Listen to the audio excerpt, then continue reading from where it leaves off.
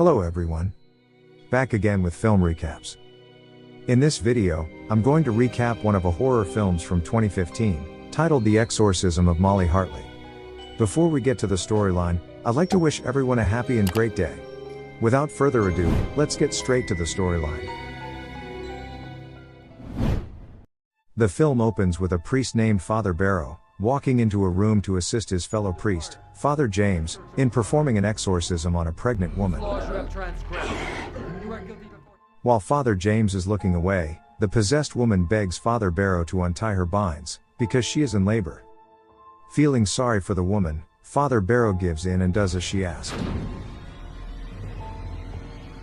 But then, the possessed woman moves to attack him instead. To protect Father Barrow, the other priest jumps to his aid and they fall through the window.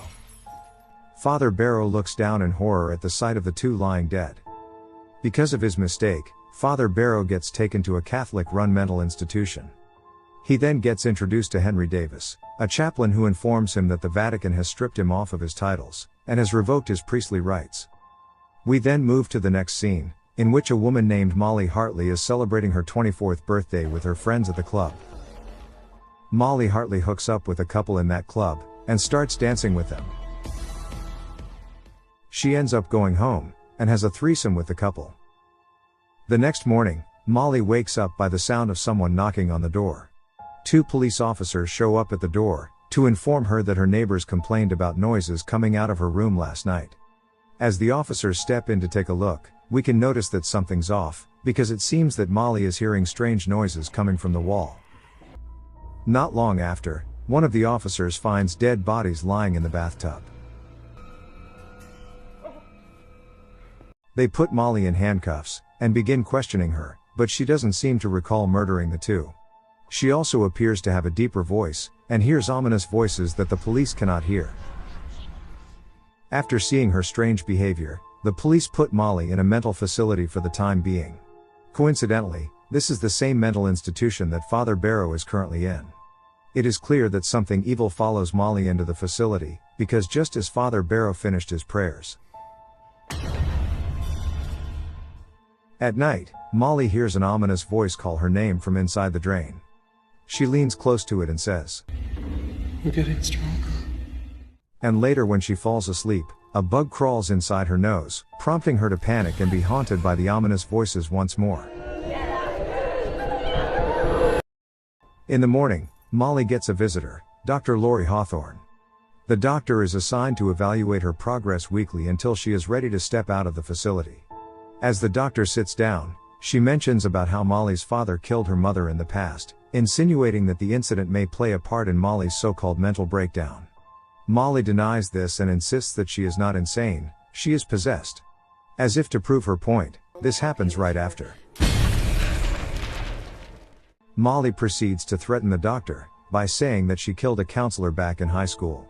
As a result, the skeptical doctor appears shaken when she steps out of Molly's room. She spends the rest of her day researching about Molly's past. The next morning, Dr. Hawthorne is having a session with a pale-looking Molly. At this point, Molly starts to act strangely toward the doctor, until Molly suddenly throws up.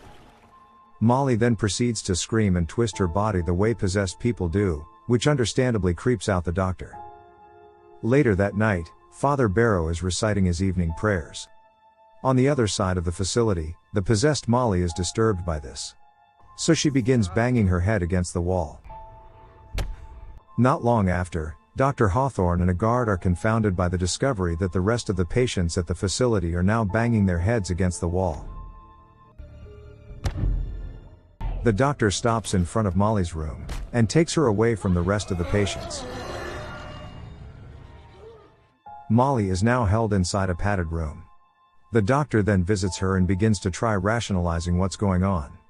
After reading Molly's files, she deduces that Molly is simply having another psychotic break, after the last one she had back when she was 18 years old. The possessed Molly begins saying that the reason why she's being possessed again now. This happens because it's been 6 years, 6 months and almost 6 days since the last time she got possessed, which means that something big is coming a few days from now. Molly begins thrashing her body like crazy, and begins screaming. He's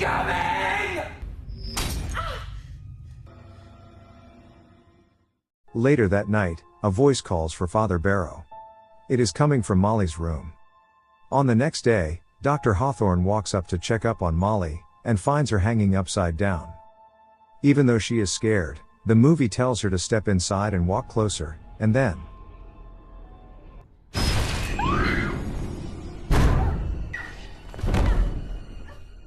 the doctor screams for help, and 2 guards rush to apprehend Molly. Desperate, the doctor finds Father Barrow, and begs for his help. Even the doctor has now moved past her skepticism and believes that Molly is actually possessed. Father Barrow argues that he is of no help, because he had his title revoked. They go for a walk to talk further, and we learn that the church no longer teaches priests how to perform exorcisms, which means very few people know how to do it anymore, and one of them is Father Barrow. The 2 stop walking to find a flock of dead crows lying across the yard, and then turn to a sight of a woman standing outside a window. But before they get to do anything, Father Barrow now realizes how dear the situation is. He goes to visit Molly to assess the situation at hand, and is welcomed with a sight of a disfigured-looking Molly, who is clearly possessed. The demon introduces himself as Legion, and undermines Father Barrow's abilities, because he is no longer a priest. Father Barrow promises that he's going to save Molly, and leaves. Afterwards, the shaken Father Barrow has a chat with Dr. Hawthorne. The doctor tells him about Molly past, in which Molly was an academically average student, until something changed when she turned 18, where she started getting straight A's, graduated magna cum laude from business school, and now has a very successful career. The doctor finds the major shift peculiar. Feeling conflicted, Father Barrow consults to Chaplain Davis about this. Regardless of the church's definite disapproval if they ever find out about this, Chaplain Davis is completely supportive, and hands Father Barrow his old exorcism kit. Later that night, Father Barrow begins reciting prayers, and splashing holy water around the premises, before going toe-to-toe with the possessed Molly.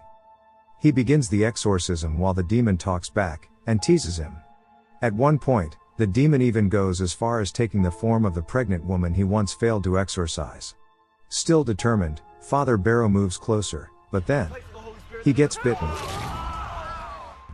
A strange mark begins appearing on Molly's forehead after, and Father Barrow presses his cross to her face, which hurts the demon.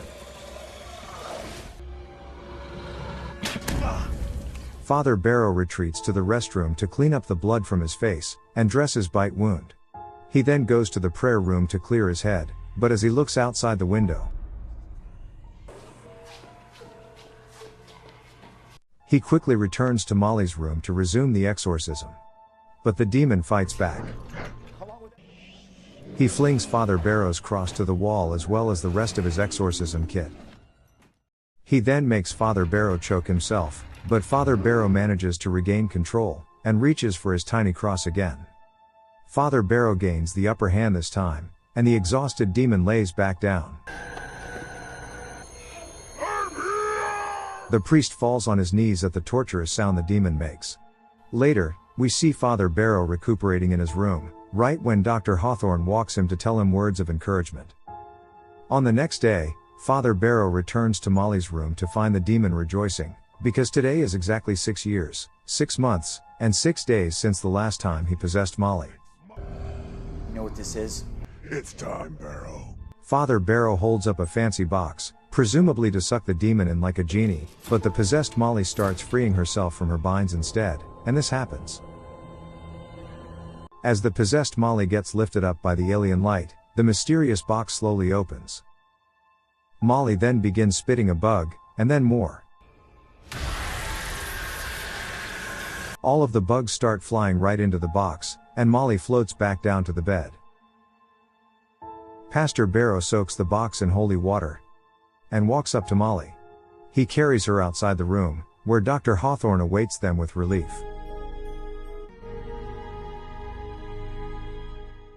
On the next scene, Father Barrow visits the recovering Molly, and she voices her gratitude. However, as the priest walks back through the halls later, he senses that all the residents are staring at him in a strange way. Back inside her ward, Molly also notices how the other patients are staring at her as well. Father Barrow gets driven away from the facility, and notices that the case that holds the demon and rattles slightly. He hands the case to Chaplain Davis, but notices something amiss. Chaplain Davis owns what looks like a devil's book. Suspicious, Father Barrow asks about the book, and the chaplain simply smiles and invites him to have a chat. The chaplain explains about the devil's symbol, which consists of the letter LVTYN, and stands for Leviathan. Father Barrow suddenly recalls the strange mark that appeared on Molly's forehead during the exorcism.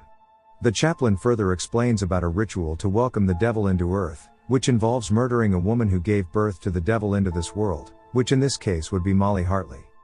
Father Barrow rushes to check on the case to make sure that the box that keeps the demon is still there, but to his surprise, the box is gone, and back inside the facility, Molly Hartley gets woken up by a strange noise. She goes to check on another patient, but then a bag gets put over her head. She gets taken and dragged away. Meanwhile, Father Barrow wakes up inside a locked room. He looks through the small window in his door to ask for help, but the patient outside starts convulsing, while the others lie motionless. As it turns out, they have all died from drinking some sort of poison. Dr. Hawthorne arrives at the facility, and is confused to find it empty. She receives an ominous phone call, and a guard comes up to her in a sketchy manner, rendering her scared. At the same time, a guard also comes up to Father Barrow, and asks him to follow by threatening him with a gun. Dr. Hawthorne gets taken to a room, and a bag gets put over her head. She fights back and stabs the guard with a scissor, killing him. The doctor then sneaks away, while Father Barrow follows the guard to attend the ritual. In the basement, the ritual has begun, with the chaplain leading it. Father Barrow enters the room, and the chaplain informs him that Father Barrow is the demon's father, because he also helped gave birth to the demon through his exorcism. The chaplain then moves to stab Molly, and Dr. Hawthorne has come to the rescue. Father Barrow rushes to untie Molly, and she immediately reaches for the blade to stab Chaplain Davis. You have all betrayed me! The three make their escape, but they get pinned down by the guards. It seems that all hope is lost. Luckily, the police arrive just in time. The three of them are now saved. In the next scene, Molly gets taken to an ambulance, with Father Barrow telling her that she is safe now. He and Dr. Hawthorne watch her leave in relief. Before the film ends, we get taken to a scene where one of the devilish bugs enter a school bus, and settles on a girl's hair. Will she or won't she get possessed? Okay guys. That's all the recap for the exorcism of Molly Hartley. Thanks for watching. See you again in the next video.